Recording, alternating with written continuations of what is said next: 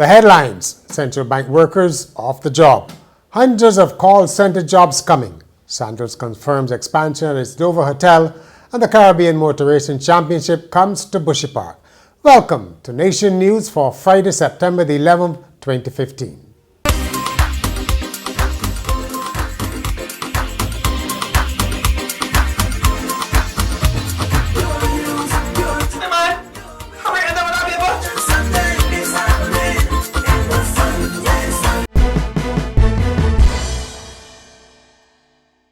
The latest government agency to be hit by industrial action is the central bank.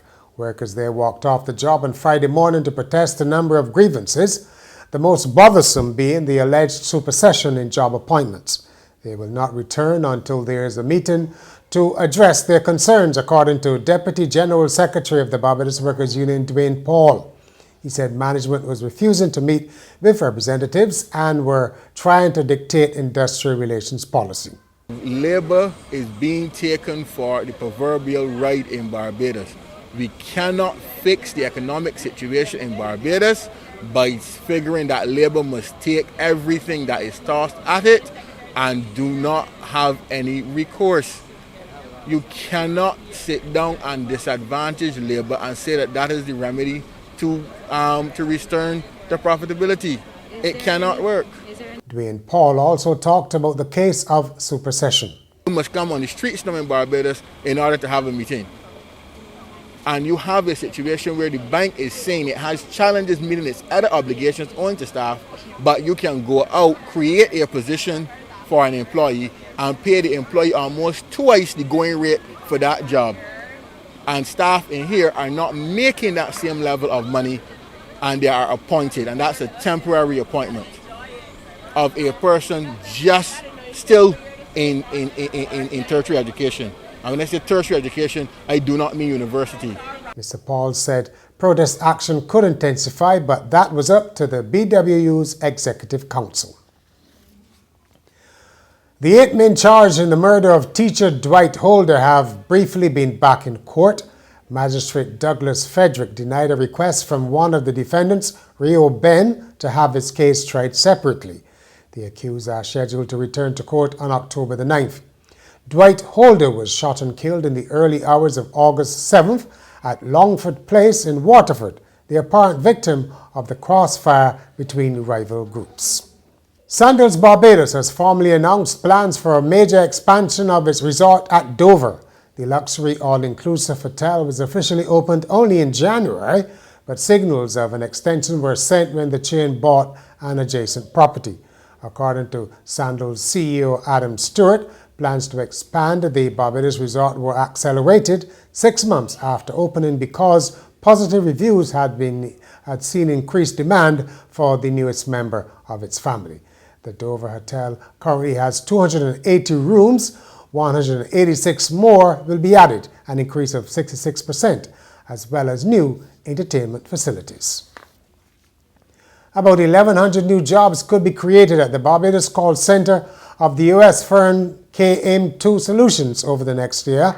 The announcement has come from Tony Jennings, the company's vice president for the Eastern Caribbean and site director for Barbados. The KM2 call center, which is located on Harbour Road, currently employs 700 people. Minister of International Business Domville Innes welcomed the news. Several schools in Barbados will be going green thanks to a grant from the government of Japan. Minister of Education Ronald Jones led the delegation, which received more than $240,000 in solar energy systems. We are indeed thankful for this cooperation to the government of Japan, particularly with the connection through the embassy in Trinidad and Tobago. That this has in fact reached the kind of fruition that we were looking forward to. So what we had taken place was partnerships working effectively. Mr. Jones said the ministry was working with the Division of Energy to determine how best to green more than 100 schools. 5 Barbadians have been selected to take part in the Canada Caribbean Emerging Leaders Dialogue 2015. Nikita Lashley, Ricardo Kelman, Dion Howard, Michael Jackman and Sophia Graves Broom will take part in the development program, which helps to build leadership capacity. CCELD for me, on a personal level, represents an opportunity to network, to enhance my skills, but for foremost in my mind is the capacity to solve problems. Seeing how this dialogue and communicating with others who are in not only similar roles in terms of leadership, but in terms of having to come up with solutions for problems in their day-to-day activities, in their countries, in their region, being able to discuss with them and seeing what they have to offer, and also being able to assist, like Ricardo, probably help solve some problems. That was my main reason for applying for the position. The program will help me to be a lot more confident in my presentation, in the interaction, recognizing that my job requires that I interact with persons on a number of different levels, and to find creative and unique ways to, as the others have said, problem solving, to solve problems and to come up with unique solutions to challenges.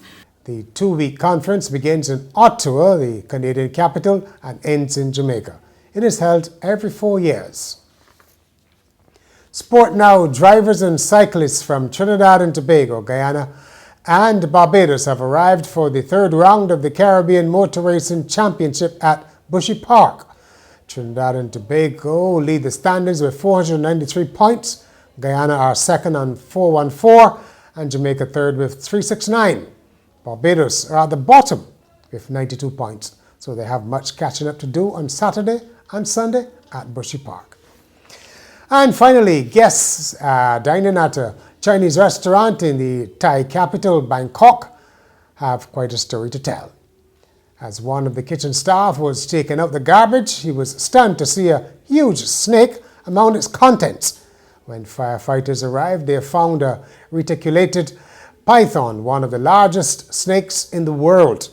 It took 17 firemen to lift the reptile, which weighed more than 330 pounds and was more than 26 feet long.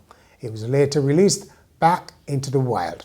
Customers were given a free dessert for their trouble.